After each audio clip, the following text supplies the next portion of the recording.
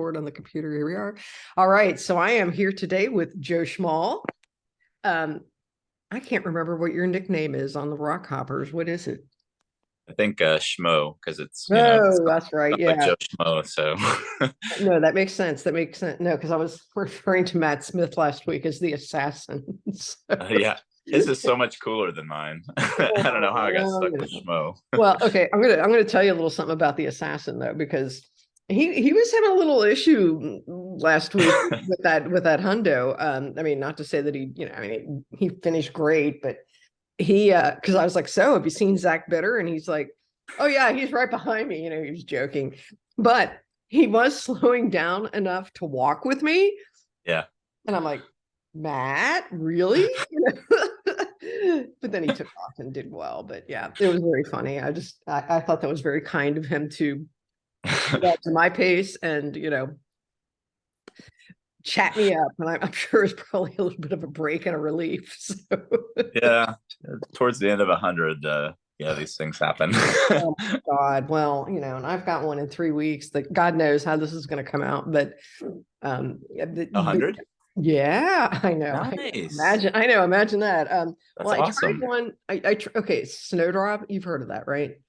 The thing where Which you one? go Snowdrop. It's outside of Oh Houston. yeah, yeah. Okay, so I tried it about 5 years ago, and I got 100K. But Okay. since then, I've done the relay like 3 or 4 times. I don't know. Um, and I've realized a few things about that race, that it is not like your typical 100, and so it's more like you just have to mentally deal with not being as fast as you might think you want to be at that point, unless of course you're racing or you're Liza Howard or somebody, or Joe Schmal. Yeah. But yeah, so I mean, I've been definitely working on my walk run pace, and they give you meals at mealtime. And Wow. I know they do everything but practically run for you, so it's really nice. And you That's get the next 55 step. you get 55 hours. And I know that like Rich Mihalik and Don Flynn and a bunch of my friends from the Valley are going to be up there. So and I got a couple friends from San Antonio who are doing it. So it's going to feel like a party. And so I'm hoping that buoys me through. Yeah. So, Plus, everybody's right there, right? Isn't it one of those yes. loop Yeah. courses? Yeah. Yeah, Yeah. so I mean it's really pretty nice. I mean, as far as hundreds go, I mean, I know at the mental game you have to really work on that. It's kind of like, Yeah. but that's about the only hundred you're ever going to see me hopefully finish. So I mean, I just Good don't. luck. Thank you so much. It's 3 weeks away, I think, something like that. Anyway, my gosh. Okay, enough about me. Let's talk about you. So let's do a little background info. You are 43, is that correct?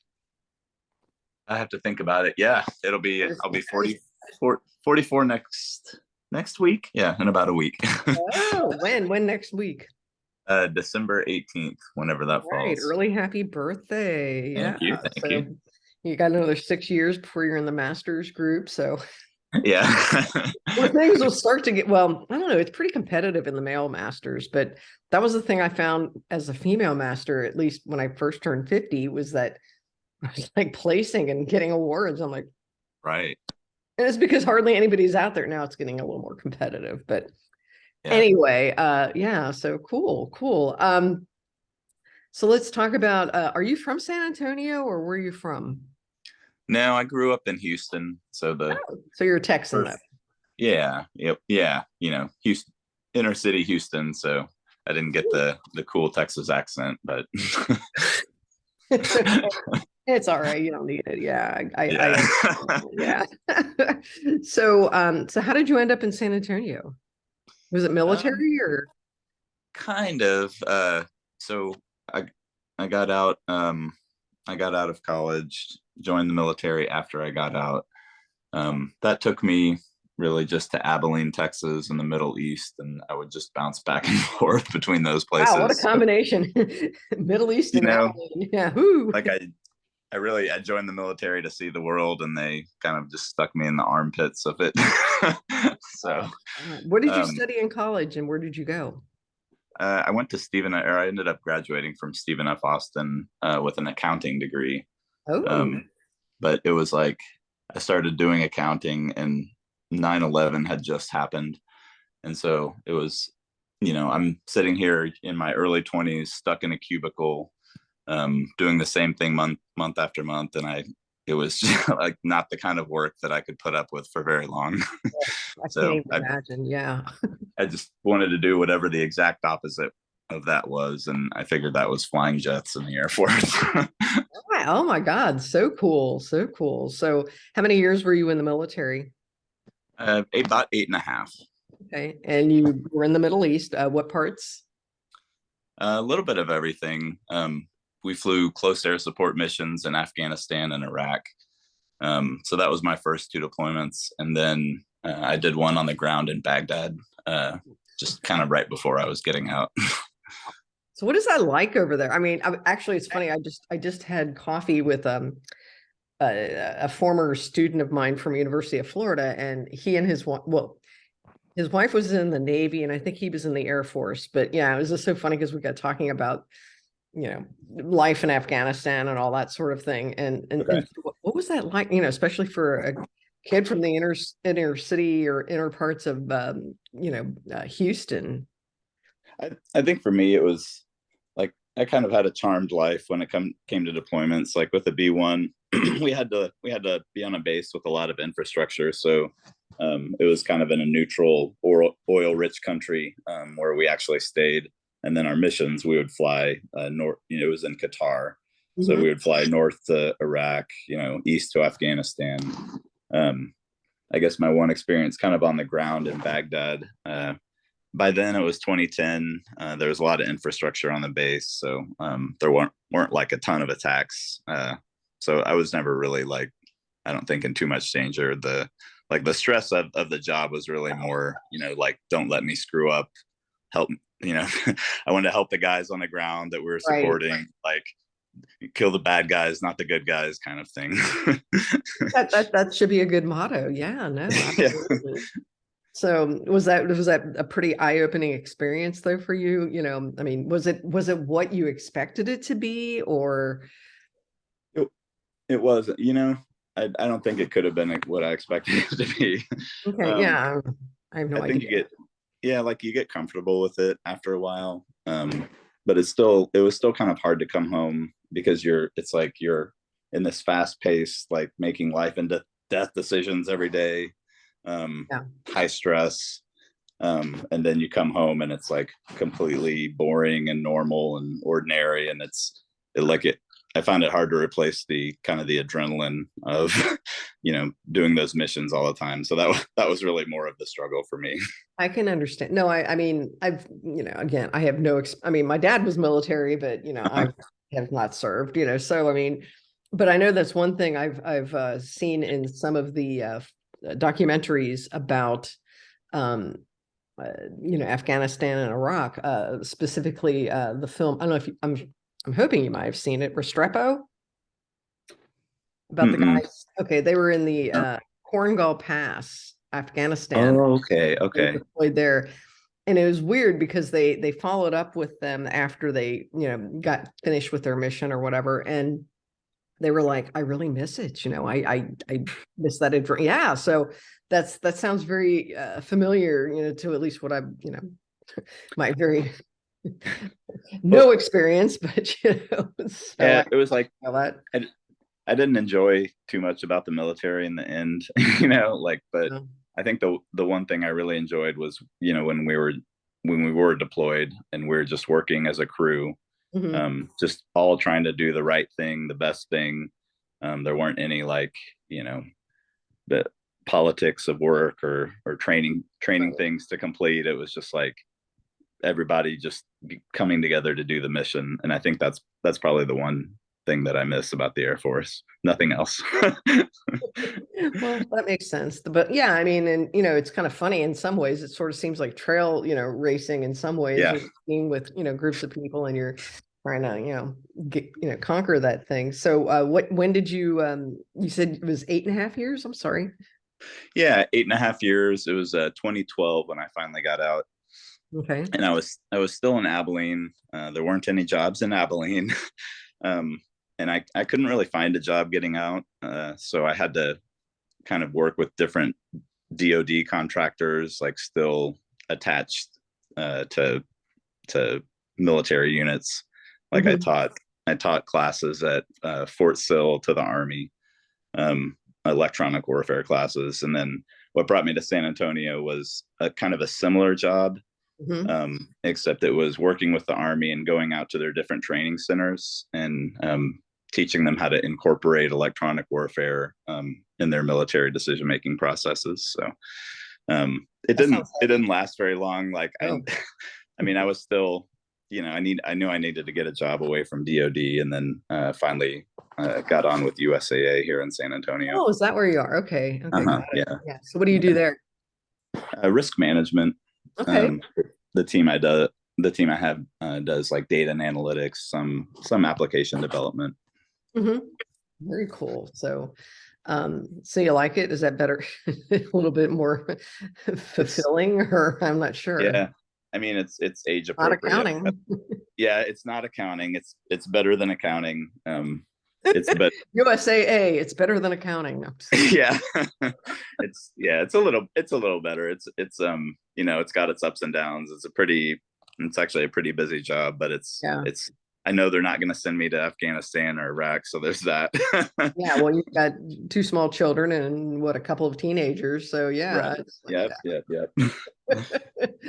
um, so what about your running career then? How did that dovetail with all of this stuff? I mean, have you always been a runner, or did that evolve, or No, I was pretty sedentary throughout my 20s. Um, it's hard to Actually, imagine? my entire 20s, just basically sedentary. Like I would run exactly a mile and a half every year, and that was just for the physical fitness test. Right, That we've was done it. Yeah. yeah, that was it. Oh my God. um, but I was drinking a lot all through my 20s. I became an alcoholic. I finally got a DWI around the age of 30, Mm. which Is that honestly was related to the military, or is that I was in the military at the time. Yeah, so that that was kind of the end of that career. so do you um, think it was like a coping mechanism then, or is it running your family? it runs in the family. I probably had a little bit of a problem going in. The deployments made it worse. Yeah. And so, it was way out of my control by the time I was age 30. The So DWI. Yeah. yeah, and so once that happened, I tried to, kind of turn my life around. I was obviously worried about losing my job. It was a crappy economy at the time, How in did you how did 2009. you how did you do it? Was this Um, willpower, or so one of the ways was I started running, and I still remember that first run. It was 2 miles on the treadmill at a 10-minute pace, and I was just like covered with sweat. I could barely breathe. But it was 20 minutes where I wasn't thinking about like all the all the bad things that were going on at the time, right. and I just kind of stuck with it. I did a 5K turkey trot like that November, Mhm. probably 3 or 4 months after it happened. A 10K a little bit later, half marathon a couple months after that. And just basically became a road runner, marathon runner. Yeah, yeah. That's that 5K is that entry level drug, right? Yeah. It is, yeah. It's like, wow, I did that. Now what else So could I were do? you good at it at first, or was it something that didn't come easy to you, or how would you describe that? Yeah, I don't think there's much talent in running. It's it's really just it's like whoever runs the most is gonna, I think starting early probably helps too, but Yeah, kind of, have a compulsive type personality. Obviously, sure. drinking's a compulsive type thing. Yeah, I get um, and so it was really just I was trading one compulsion for another. that. The alcohol went away, and then I would run compulsively. So that tends to make you pretty fast when you obsess over something. And I overdid it like crazy, but the result was I did get fast pretty Yeah. quickly. Well, and then you weren't drinking anymore, so there's Yeah, that. that helps. Health wise, that's helpful. Yeah, no, and I think that's sort of a common thread with a number of runners too, is that they they have a tense. Right there's one of my cats on the table. Hey. Anyway, he's not the one I expected, but anyway, yeah. So I mean, I've heard this, just listening to podcasts and things like that, that there is like addiction backgrounds and things like that, and then people just Yeah. start to channel it into the running, and which is great, so. Yeah. So when did you start finding the dark side, the trails? That was around late 2015. Okay. I'd kind of plateaued in the marathon. I did all the major, like, hobby jogger runner type stuff. Like I had qualified for Boston, Nice. and my time had kind of plateaued, and so I was looking for a Hobby different jogger, challenge. like that. Yeah. um, and I had been running for maybe 5 or 6 years at that point. Hmm. And I signed up for one of the Tejas Trails races, Wild Hare, Oh doing the yeah. 50 mile. And that's where I met, the assassin, Matt Smith. Yeah. He beat me in that race, but I wound up getting second. That's Um, nice. he introduced me to the Rock Hoppers, and it was, I was added to the distro, that we all know and love. Oh And yeah. So fun. from Yeah. there, it was just kind of, How did you do with that first 50 miler? I mean, I know you're um, second, but what was your time? Do you remember? I it was in the sevens, something somewhere in the sevens, I think. Like, I just remember how bad it felt because my longest race up till then was a marathon. yeah, Yeah, well, right, that and and it's then all Wild Hair, those so it's crazy, yeah, I know. I did my first 50 miler there, so yeah, I know. Ooh. yeah. But I was But I not was nearly as fast. I was like twice as fast or twice as slow. but Ooh. like I was still kind of in road runner mode, and so like I didn't have a water bottle or handheld or anything. So I would I would go up to the aid station, and I'd be like, "Do you have a cup?" And they'd look around like, "God, what, you weirdo!" Like, I guess let me try to find one. What are you, some roadie? I know. I was not a not a real trail runner yet. What did you think of the trail running scene versus, especially having come from that road, whatever you call it, lifestyle, if you will. I think that's what hooked me. Like I was running marathons, and I'd be like in a pack of like 6 or 7 runners. We'd all be like on pace for whatever time marathon, and not a single word would be exchanged within that pack. It would just be like, people silently like running next to each other. Yeah. Wild Hare was completely different. People would cheer you on. You'd see people over and over again in those loops. They would cheer you on, Was that pick the you down one when where you fall. did it rain that year? It was, yeah. It started off, it was really kind of rainy and misty and Uh-oh. Oh, there you are. Oh, shoot. Okay, now you're muted. okay. Sorry about Right. that. No, it's That's okay. It's okay. I was like, oh no, I lost him. Yeah, because I'm trying to remember if I did the 50K or the 50 miler that year. It was kind of wet. definitely wet. Yep. Okay, yeah. I think the year before that in 2014, I did my first 50K out there, and it was just like fine for the first 2 loops, and then it became like a tropical storm. And so we were like up to our Oh, chins in mud and water. Joe is out, lashing ropes to trees so we don't, bump ourselves. And so yeah, I think I did my first 50. Hey, but I was like I made it 19 minutes from the cutoff. So congrats. Yeah, yeah, I know, yeah. that's Wow, an that was ultra. a great feeling. Yeah, I know, but it wasn't That's like awesome. getting second on my first time, but a Yeah. little older, so but yeah, so the vibe is better then, right? Right. And just kind of connecting with everybody afterward, like the people that I had seen, hanging out with everybody. I met Thomas Orff that day, who kind of, he told me Lovely. about the Texas Trail Championship. Oh He was in yeah. the race too.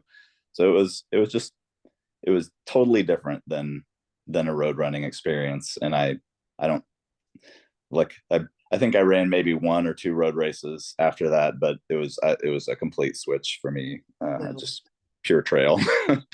Yeah, it's funny when people, they find it, and I mean, I don't think I've ever really met anyone that did trail and they're like, ooh, God, that's not for me. I need to go back to Yeah, road. I mean, you're very right. seldom have I ever met anybody like that. And it's like, You're right. come on, this is where it's at, people. This is fun, Exactly. Yeah. Yeah, and you make I call it summer camp friends, I mean, especially when you're slow as I am, it's like, you meet people along the way and you're hanging out, you feel really close. Hmm. And yeah, I mean, I met And this then you 11 see year them, I'm sorry.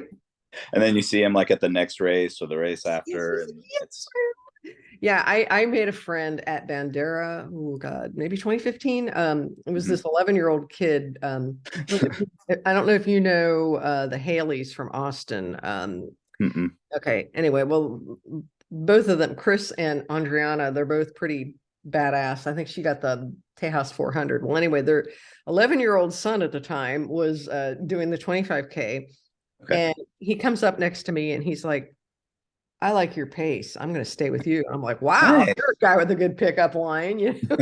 And I'm like, where are your parents? And he's like, oh, my daddy's up there with my best friend. And his best friend, I swear to God, his best friend was running in blue Crocs at Bandera. And he was super badass, this kid, this other kid. I was like, oh my God. And we caught up to them. So I was like basically, hanging with these two 11-year-olds, trying to talk about Yeah. 7-year-old boy things, and he kept wanting to sit, and I kept saying, "Come on, buddy, we gotta go, we gotta." But it was just summer. I told him, I said, "We're becoming summer camp friends," and he's like, "You know what? You're my favorite summer camp friend." Aw. And I've never forgotten him. I mean, I'm sure he's forgotten me by now because he's like what, 17 or something now, but that was so cool, that's what I love about trails. I mean, you get those experiences, You so see, you see everything, like you do. everything. Yeah, no, I mean, you see people, I mean, especially Bandera. I love that because everybody dresses for like different seasons. It's like you have the fast people like you, maybe, who are singlets and, shorty shorts. And then you've got other people who are kind of doing the layers. And then you've got people who are babushka'd out, with, overcoats and, Oh yeah. I don't even know how they move. Right. But anyway, so you got addicted after that. So after Wild Hair, when did you decide to get the bug for the 100? Because I know you've done some. Yeah, Didn't die. No. no, I didn't die. I got a stress fracture a little bit afterward, Uh, which that kind of led me. I'd still been drinking off and on for those years. Like it was, I tried to quit 100 times. The stress fracture sent me kind of into another spiral. yeah. Um, when I came out of that one, it was January 23rd, 2016, which is still my sobriety date to date. Congratulations. Um, so like I was recovering from that, recovering from stress fracture. Um, when I finally, could finally run again, I did a lot of the short races that spring of 2016, and kind of made a commitment to do ultras in the fall of that year. Mhm. Chris Russell was, constantly Hey, needling me. Chris. Yeah. Yeah. um, the first 100 that I actually did was at Bighorn with Julie. So Uh-huh. Julie and I had just started dating, and we just ran the whole thing, hand in Together. hand, if you will. Yeah, that's um, so cute. yeah, She was sort it of a was badass in her own right too. I mean, yeah, way more so than me for sure. well, I don't know about that, but I do remember hearing about Julie Kepke all the time. So yeah. Yep. So I kind of took that 100 as, I'll just pace Julie. I'll go her pace, and support her. But in the end, it was like I wanted to quit so bad, and Julie just kept going. Like I I was hoping we'd miss cutoffs, or something would happen. I was like, but Julie was Julie, and she just kept going, and I was like, I Badass, can't yeah. I can't do this anymore. I'm just kind of following behind her, and I was so miserable by the end. You got Like, you got chicked. yeah, yeah. we ended up finishing together, but and it was still really fun. But that was I think my longest run until that was about 3 times longer time wise than my longest run at the time. So it hurt a lot, but eventually, Can't imagine it not. Yeah. yeah, I think my first 100 on my own was Cactus Rose in 2017. Wow. So the next year. Yes. Cactus Rose is just, yeah, for the uninitiated, Cactus Rose is a self-supported 100-mile race out at Hill Country State Natural Area, which is, I think, probably the second toughest course that at least Tejas does. Camp Eagle, I think, is the hardest, but this is Yeah, I'll agree with you there. I'll agree with you that, yeah. yeah, yeah. That's cool. So how did you do on that one? That one went really well. I think I was probably that was probably the peak fitness of my life. Was that first 100. I was on course record pace for the first 3 laps. As it kind of got dark, the other thing that was happening, I was exhausted, of course. Yeah. But the other thing that was happening is I started losing vision in one of my eyes. I came to Oh, find out like later, it's a kind of a common ultra running thing I is met somebody corneal. like that. Yeah. Yeah. Okay, yeah, corneal. It's called corneal edema, but it just gets your eyesight gets real Oh, fuzzy. You can barely see. Um, so like I ended up going the wrong way on the fourth lap. oh Added a couple no. miles. I was Oh, falling that down every sucks. 10 minutes. So I just kind of crawled in. I did not get the course record that year, But but you luckily, finished. yeah, I got the win though, which was Oh, good. Good. like, Congratulations. That's awesome. Man. yeah, So yeah, that's funny because you're the second person I've talked to that has had that happen. Because about 5 years ago I did Brazos 50 miler, and yeah, I happened upon this woman who was getting blind in both eyes, and we had to like kind of hold her hand for a little while until she yeah. got to her friends. You know, it was nuts. You know, I was like, this is crazy. I was just hoping that it wasn't permanent. Oh God, yeah, of course. You Oh know, my, Becky from, Becky she does the, Spalding, yes, Becky's awesome. she She is the assured me best. that like I see this all the time, you're going to be fine when you wake up in the morning. So I was Oh like, thank oh, thank God. goodness. How do you mentally deal with that though? Because one of the problems that I encounter is I get in my head and I'm like, oh my God, this is permanent. It's like when I got stung by a crap load of yellow jackets a couple of months ago. I was like, oh my God, Oh yeah, they I stung saw my that. head.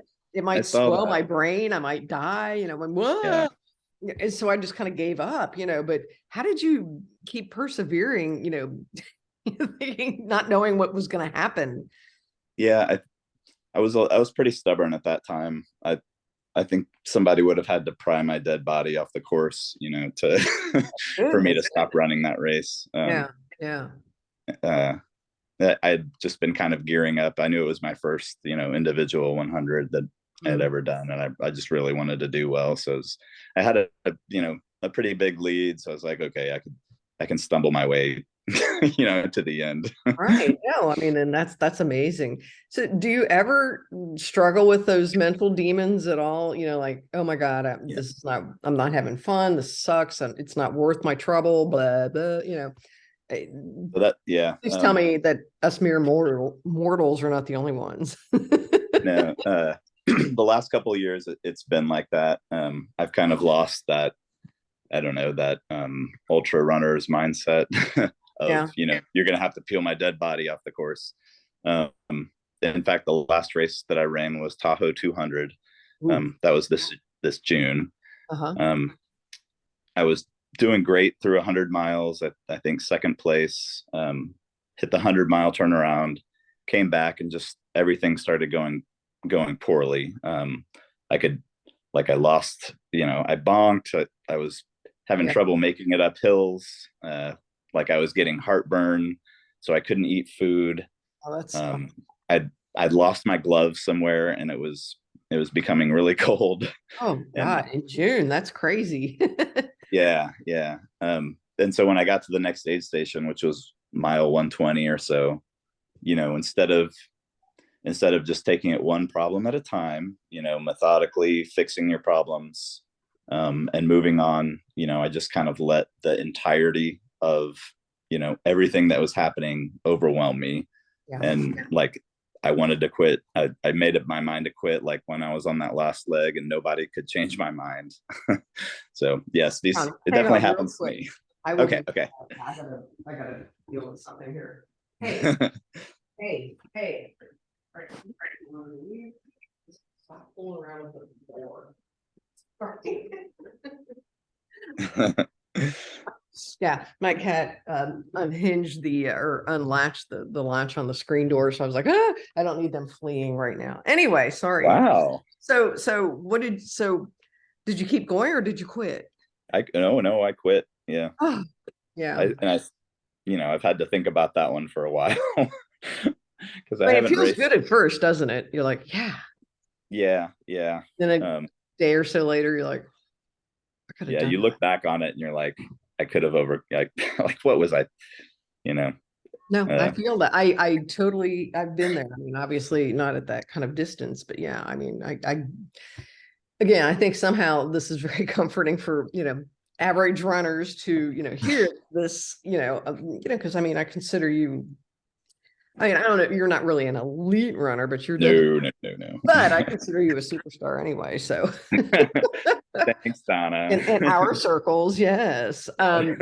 Okay, so that must have been, so have you done anything, any other races since that one, or are you training for something else? No, that was my last one. I got COVID the That's next what I want month. to talk to you about. Yes. Okay. Yeah. So yeah, I know you're like, whenever you talk about that part. So when did you get COVID and how did that come about? Oh, that must have been awful. It was a real mild case.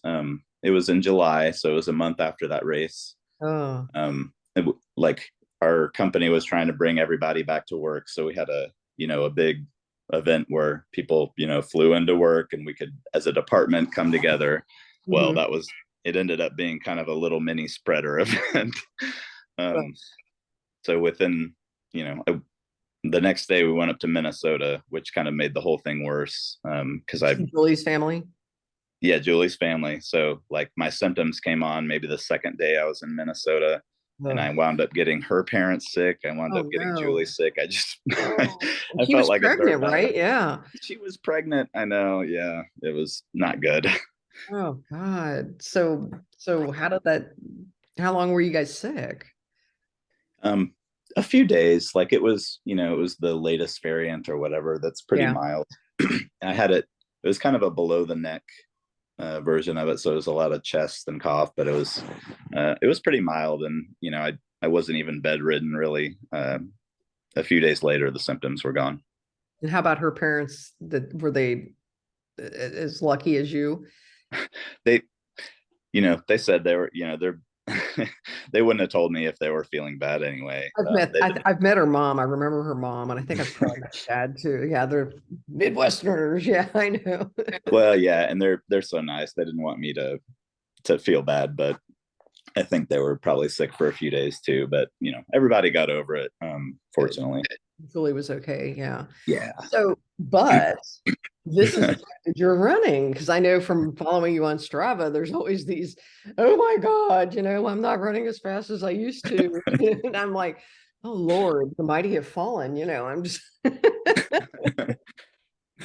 yeah, Yeah. how did that yeah, 'cause I guess it's like that long COVID. Is that what they're, what they talk about or Right.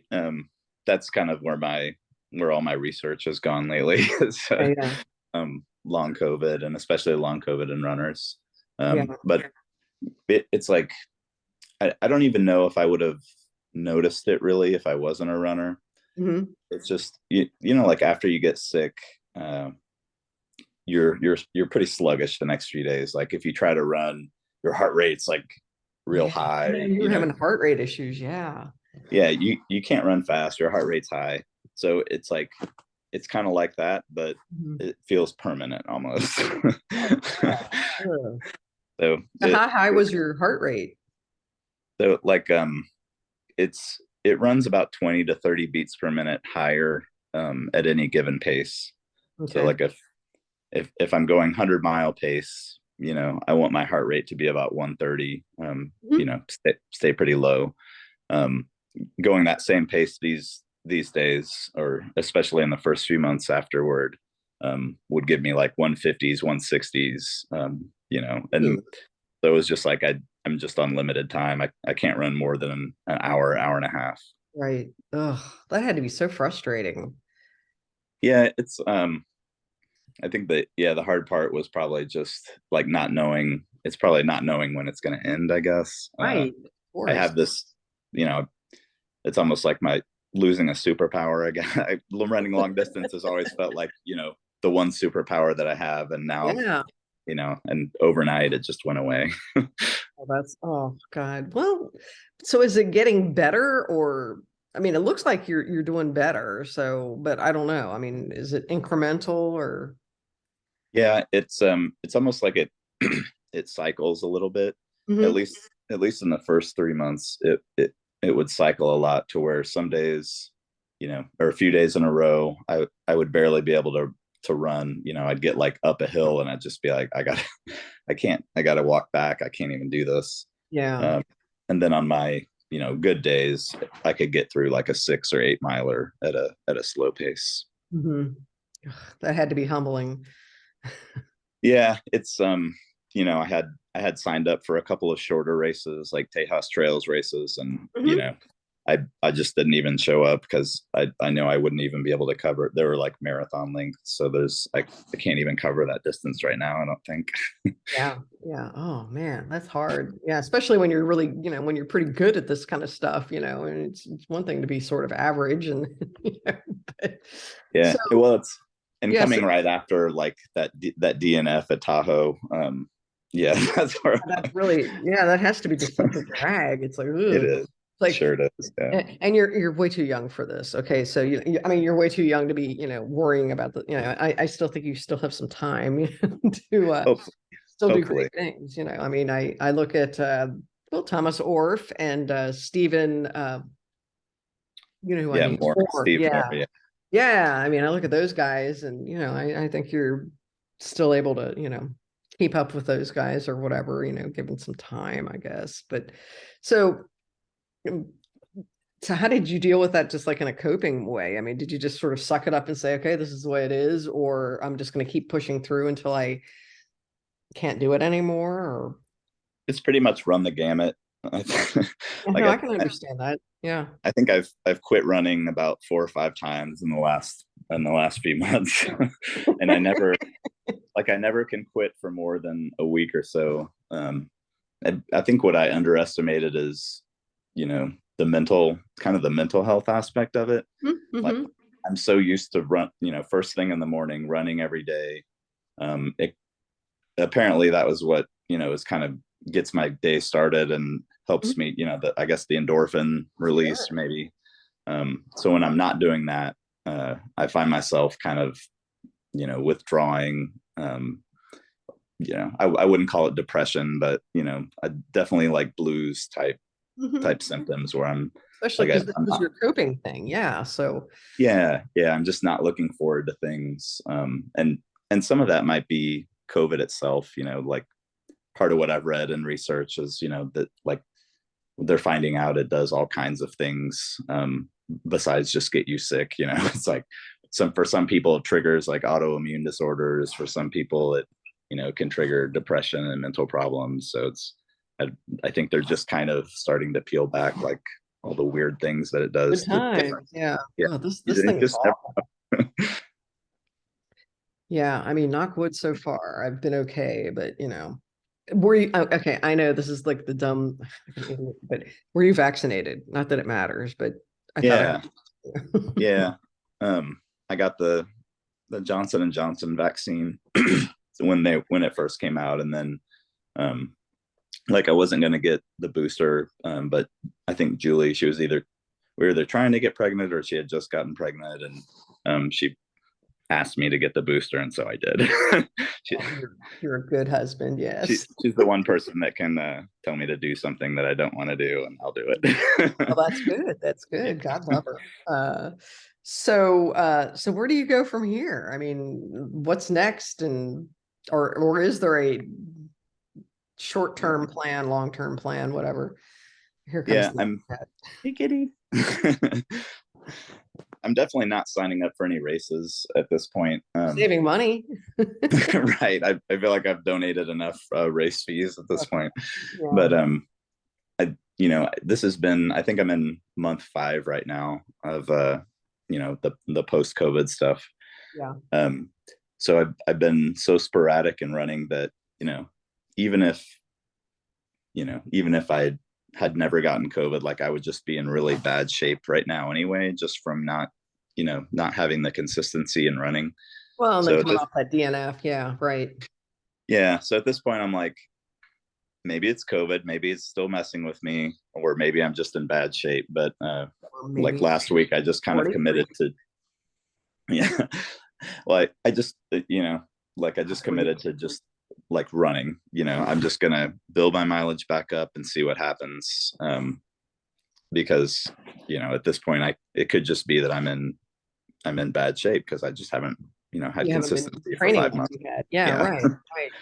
So, in a perfect world, what do you think your next goal would be? I want to get back. So I want to do a hard rock qualifier. Eventually, one day, I want to run hard rock. The lotto system is such that it'll probably be years. But I definitely want to get the hard rock qualifier. And yeah, you never know. Yeah, that's exciting. That's cool.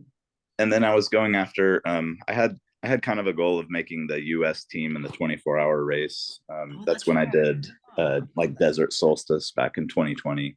Mm-hmm. And there's a real learning curve to that format, and I didn't have a great race at Desert Solstice, but it's a format that I definitely want to try again, when if I can get back to old Where levels of you were. fitness. Yeah. Oh, yeah. I mean, I get that. Yeah, that makes sense. Yeah, I mean, I think we always should have goals, so, whether we reach them or just have to kind of, go underneath it or whatever, it's fine. What Yeah, and advice do you, I'm sorry. I was going to say, and even like right now for me, the goals are like little, like, Sure. run 6 days next week. That's all I want to do. No, And that's doable, hopefully, right. but yeah, and that way you're contributing to your mental well-being and yeah, I mean that makes a lot of sense. Yeah. Um, so what advice would you give to people who have had COVID and are runners? Because I have interviewed a handful of people on here who have gone through, this kind of situation, and it is something. And I mean, I think it's important to talk about it because I mean, I think sometimes people are just like, yeah, whatever, Right. But Um, I think like there are some, and I forget what it's called, and I have no medical background whatsoever. what do So I? anybody listening to this, like, please Google it first. But I think like there's certain medications that you can take like right when you get sick Hmm, that reduce the risk of getting the long haul version of COVID. okay. Um, like once if this does happen, like you're struggling with running months after getting COVID, there's a few different protocols. Right now I'm on one that I read from a study my brother-in-law sent me actually, Hmm, where you're taking like Claritin type antihistamines twice a day, hmm. along with like Pepsid acid blocker.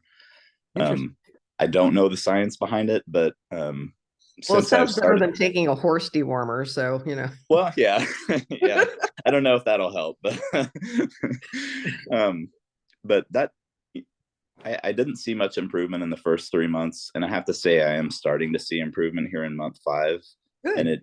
it lined up with when I started that protocol. So Mhm. you know That's good. whether it's the antihistamines or just the passage of time, I'm not sure, but Or it's worth combination. looking into. Yeah, yeah. Yeah. Cool. So, any other anything else that I did not ask you about that you would like to throw in? I know I kind of narrowly focused this sort of, so No, yeah, I mean they say just kind of take it easy, um, which is easier said than done. I was gonna say Uh, for you, I don't think that's a really good piece of yeah, advice. Well, I did that for 4 months and I'm done doing that now. So I'm not Yeah. going to take it Yeah. easy You're anymore. Like restless. Come I'm on just too now. frustrated. I can understand that. So do you find yourself wanting to volunteer more at any of these races, or still stay in, still kind of stay in the loop in any way, or are you just needing to stay Yeah. away so it doesn't feel tempting? No, I would love to more. With the toddler, and the two, very active teenagers. Yeah. There's not a lot of room there wouldn't be a lot of room right now for racing anyway. Good point. Yeah. But I don't get to volunteer quite as much. I got to do Band of Runners last month to volunteer at that camp, which was just a great experience. Hmm. Very cool. Yeah. Yeah. With Liza. Yeah. Yeah. Missed her.